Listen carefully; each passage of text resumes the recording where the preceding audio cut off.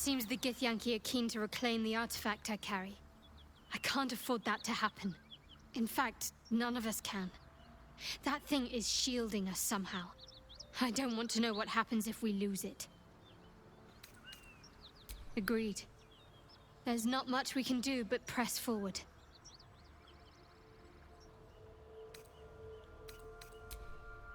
If the Gith are looking for that artifact, then we may have something valuable on our hands. And it's a powerful weapon to boot. Things are starting to look very interesting. I won't lie. It's tempting. If I keep the tadpole, I risk transforming into a grotesque monster. If I lose the tadpole, Cazador has control of me, body and soul, and I return to the shadows. It's grim either way. So why not sell what's left of my soul to a devil? Better he has it than Cazador.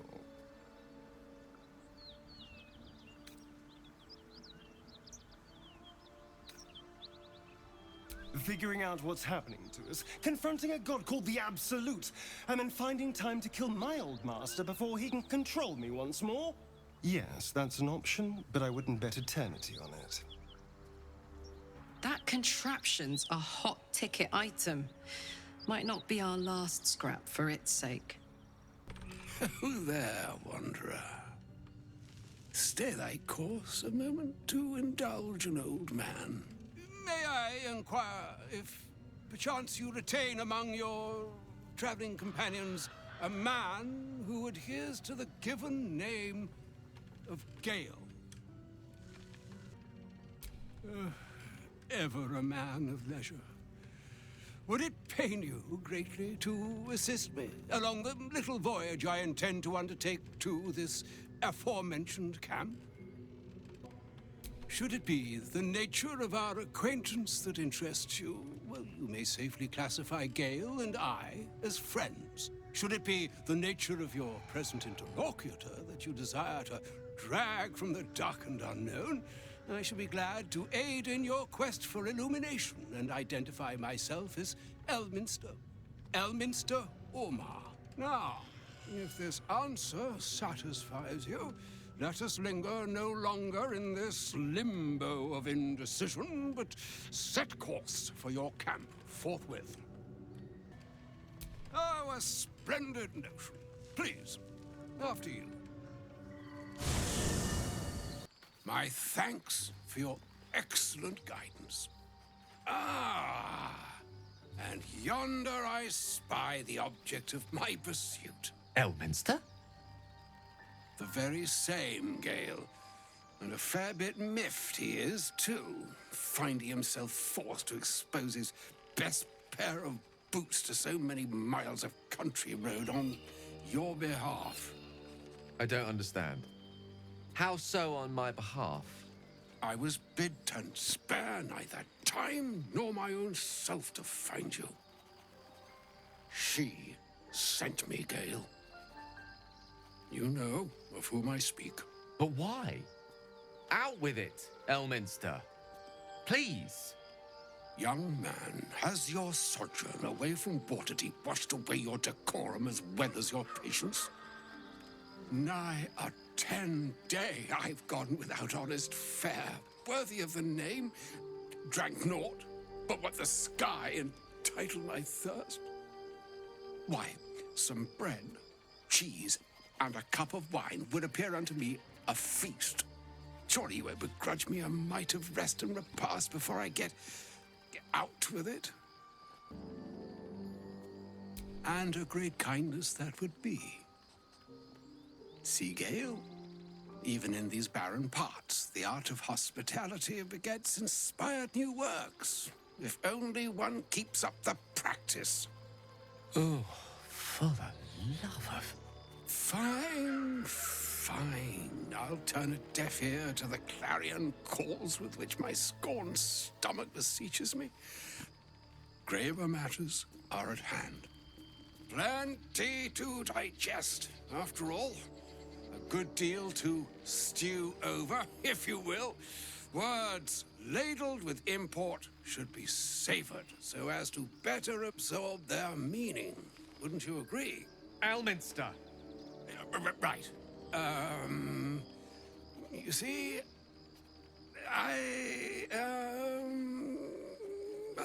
well, that is to say, Gale, my boy, I've come to address a most pressing matter. I'll speak as plainly as I can, forswearing the accustomed frills that decorate my speech. I'm here on behalf of Mystra. The message and the charge I bring you are hers. The long-awaited question. Now, if you please, Elminster, for the too long-awaited answer. You know where you went wrong, Gale. And I trust you told your fellow traveler here the nature of your ills. I can't say that so far I've volunteered the entire truth. Do you mean to say you've never bothered to disclose how dangerous you are? Not in so many words. No. Then you two have much to discuss after I'll have taken my leave. In short, Gale, through his own doing, has become a living explosive that could wipe from this world this very gathering, and much more besides. For his folly, Mystra forsook him. But now she has decreed he is to be given a chance of redemption. Mystra would consider forgiveness. She would consider what she considers to be forgiveness. Mystra is aware of the misadventures that have befallen you both. She knows of your strife with the Absolute, that most insidious of evils. Alas, the creature that afflicts you, the ill-begotten magic that it weaves, is inextricably conjoined with both the greater purpose and the greater master that it serves. You must know that the Absolute is more dangerous than you can possibly conceive. It threatens all who live, even those who are undying. It threatens the gods, the weave, the very fabric of the universe itself. That is why I have come here to charge you, Gale, with its destruction. It is Mystra's belief that only you can. The orb. Precisely. That which renders him so dangerous is an orb of Netherese origin that is buried within his chest. And that, Gale, is how we arrive at the heart of my directive. Mystra has granted me the power to stop the clock, as it were, on the orb's rush to overpower you. Instead, you will be able to unleash its lethal combustion at will. Interesting.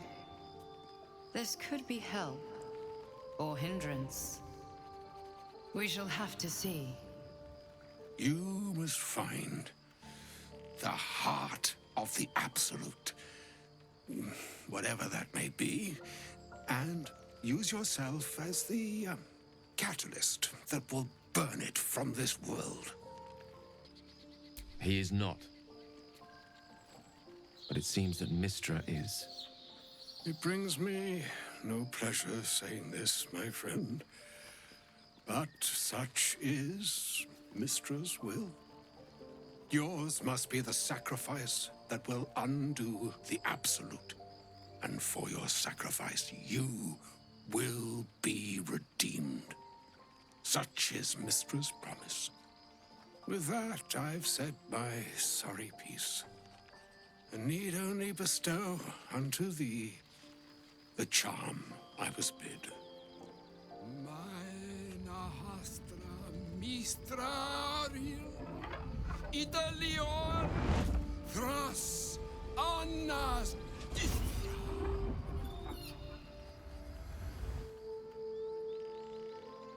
It is done. Both charge and charm have been committed into your care. To you, I commit into care Gale himself. I count on you to shepherd him well on this strangest of journeys. Or some other fortune altogether. Like moons make swell and wane the nescient seas, so too the sky-strewn gods ordain the tidal fates of mortal days. And yet, an ocean born in lonely hours, come ebb, come flow, come all that is beyond the breadth of our dominion. Be a moon unto yourself. Even the waves of fate can break upon the shores of will. Farewell, my friend. Farewell, Elminster. I'm glad she chose you. An audience with Elminster is never less than memorable.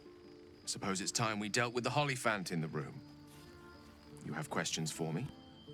And I promise I have answers. I'm sorry. And I assure you, you were never at risk. However, the cause of my condition is complicated. I'm what one might call a wizard prodigy. And from an early age could not only control the weave, but compose it.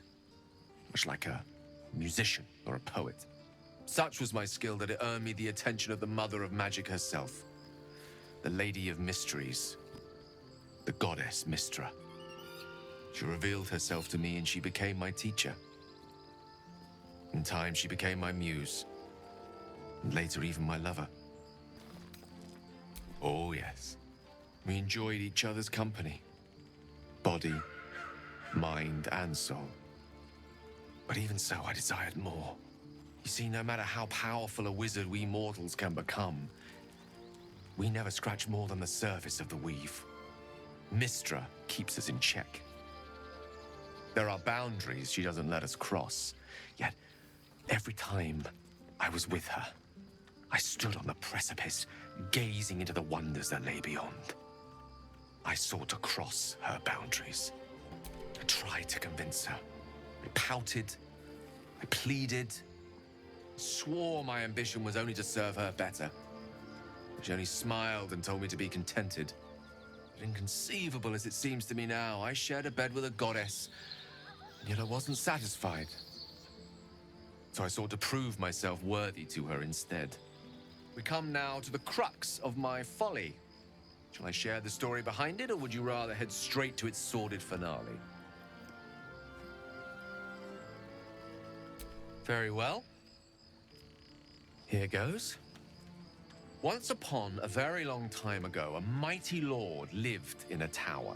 A flying tower, to be precise. I'll save his history for another time, but the gist of it is that he sought to usurp the goddess of magic so that he could become a god himself. He almost managed, but not quite. His entire empire, Netheril, came crashing down around him as he turned to stone. The magic that was unleashed that day was phenomenal. Roiling like the prime chaos that outdates creation. Even the weave itself could not withstand the onslaught. It fractured, then shattered, and all magic was lost to the mortal realms, until the day Mystra returned. She restored the weave, reuniting all its scattered shards. Or so I thought. Until, in the course of my studies, I learned of a book. A Netherese tome in which a piece of the fractured weave had been sealed beyond her reach. What if, I thought, what if, after all this time, I could return this lost part of herself to the goddess? The answer was to try. The outcome was to fail. I was certain that this deed of raw power, draped in romance, would convince Mystra to take me by the hand and welcome me into her hitherto forbidden domains. I was mistaken. I obtained the fabled book and took it into my study. As for what happened next... Here. Place your hand over my heart. Let me show you.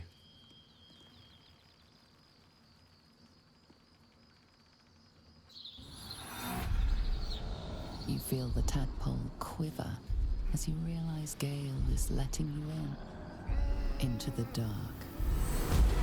You see through Gale's eyes, staring down the corridors of a dread memory. A book, bound, and suddenly opened. Inside there are no pages, only a swirling mass of blackest weave that pounces.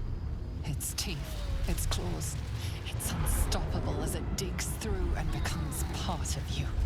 And gods, is it ever hungry.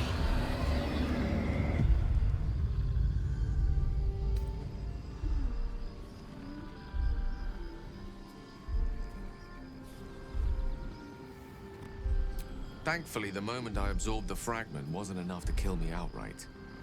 It was only the beginning.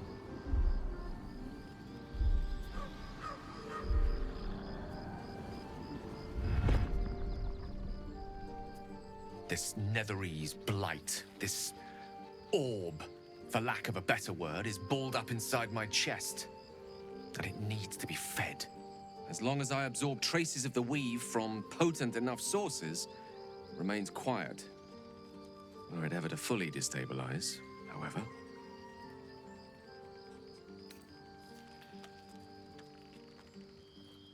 Rather worse, actually. I will erupt. I don't know the exact magnitude of the eruption, but given my studies of Netherese magic, I'd say even a fragment as small as the one I carry, it'd level a city the size of Waterdeep. Fortunately, this need no longer be a concern. Not until I meet the heart of the Absolute, whatever that is. To think, Gales had this devastating orb within himself the entire time, and only just mentioned it. Who'd keep a secret like that from his friends? You can't trust anyone these days. Hells! Older Ravengard's been taken. Shit, shit, shit! You need to understand. Duke Ravengard is my father.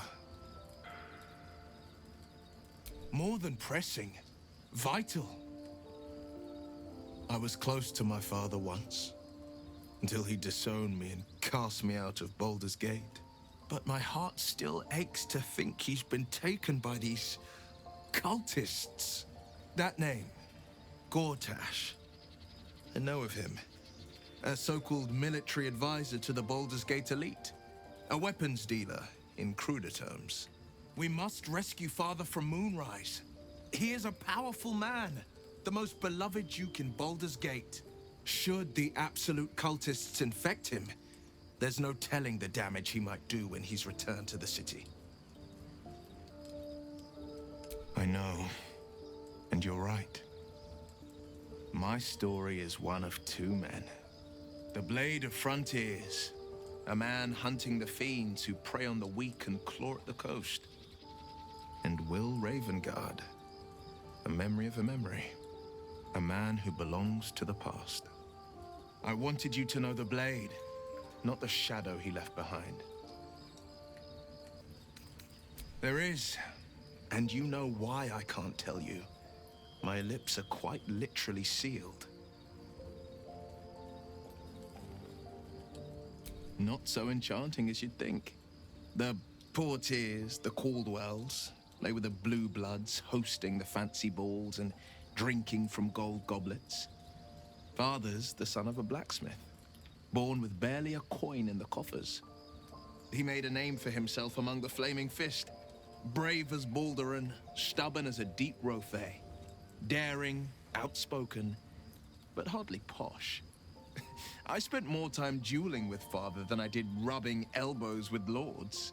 Not to say I didn't develop a taste for good wine and a talent for courtly dance. Yes and no. Father taught me the 4 pillars of power. Courage, insight, strategy, justice. He reckoned I'd follow in his footsteps. First as a fist marshal, then as a duke.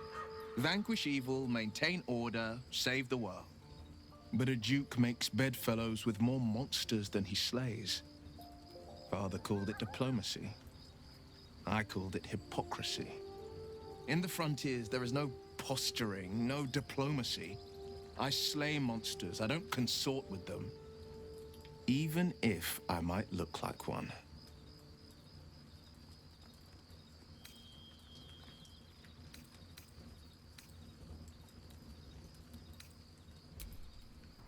I can't believe I'm actually venturing into a Gith stronghold again, voluntarily. This had better pay off.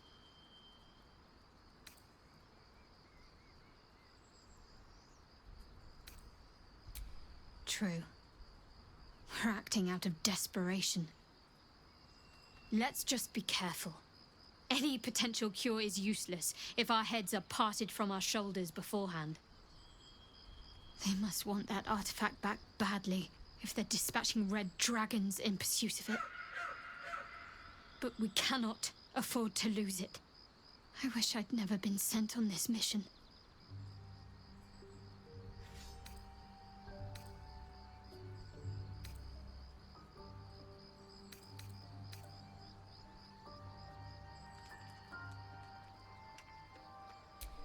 Yes. And she acts as Lady Shah's voice amongst mortals. She must be doing the Night Singer's bidding. I just don't know what it all means. All will be revealed in due time, I hope.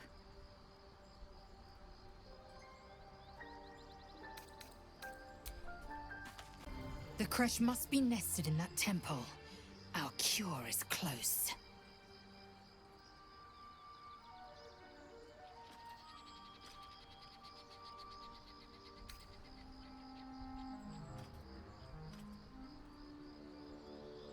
So I did, and he served his use. Most enthusiastically, I might add. I may even avail myself of his talents again, should he keep his fangs off my flesh.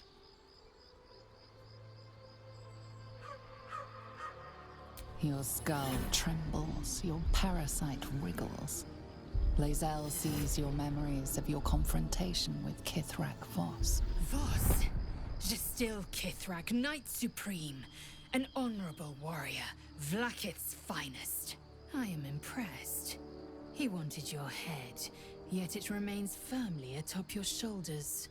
A lesser man would be adorning the road as a shredded corpse.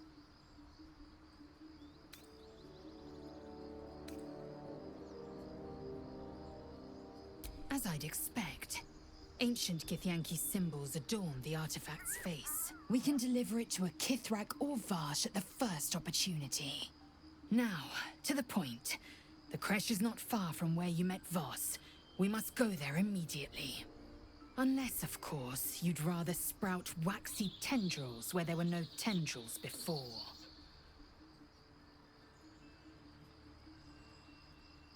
Keep me at your side, and I will invoke protocol.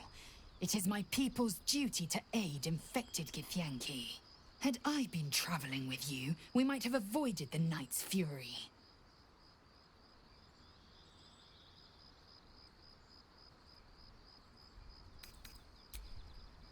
I warn you, I'm exceptionally well armed. A friendly face. Oh, you are a sweet, sweet blessing, my dear. You know, I've had nothing but trouble all day. I've been accosted, chased, insulted. Look over there. Do you see that wretched little hive? Oh, it certainly looks that way. But inside, it is swarming with brutish, stupid, rude Githyanki. They have the audacity to call that hole a creche, as if it weren't actually a murderous training camp. Honestly, I was doing them a favor offering to buy one of their eggs. And how am I repaid? Attacked and run off like some transient.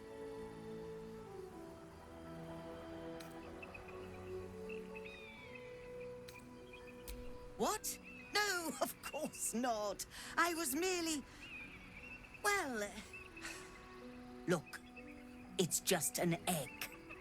The Society of Brilliance asked me to acquire one of their roe so they can incubate it and, once it hatches, raise the spawn in their tradition.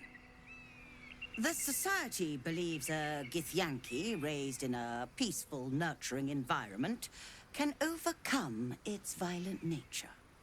Hogwash, of course. A Githyanki can no more rise above its nature than gnomes can fly.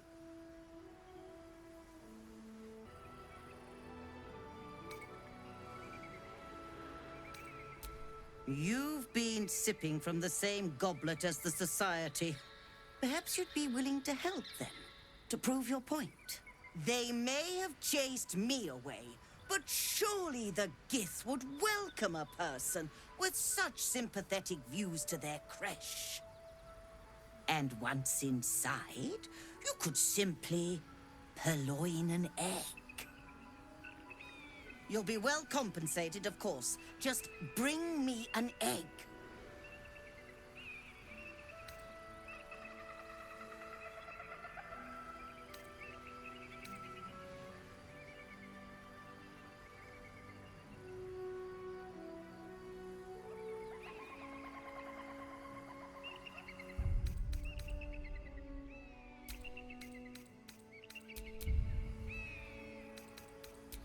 I see this being a highly prosperous partnership. A word of advice. Avoid direct confrontation. Creche-bound Githyanki can be a deadly sort. What news of our little project? Have you found the egg? Very well. But I'll make note of how much time you waste trawling through baubles. Happy, are we? Very well, then.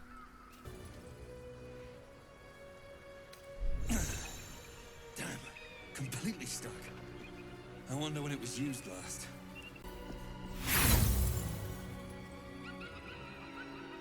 Damn thing won't budge. Hasn't been used in some time. Must have been out of use for a long old time. Good spot for a monastery. I suppose they wanted to make sure the monks avoided temptation. Yeah, but look at these mountains. The height of temptation. No, I mean more like vices.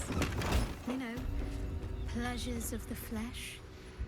Lamar a demon who married a mountain, though. It's a thing. I think the thin air might be getting to you, Karlak.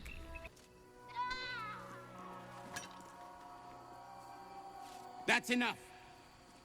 On your feet. Where are you taking us? If this is about that weapon your friend was talking about, we don't have it and we don't know shit about it. Silence! Move! No. No, I'm not going in there. I won't.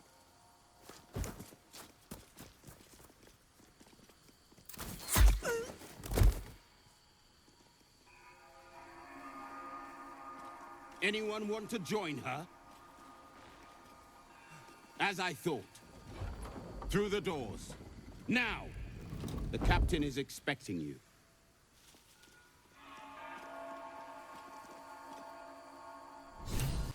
Within the artifact, a feeling stirs. Uncertainty. Your curiosity is getting the better of you. Do not let it. Stay away from the Githyanki. They're hunting you. They want the artifact. They'll stop at nothing to take it from you.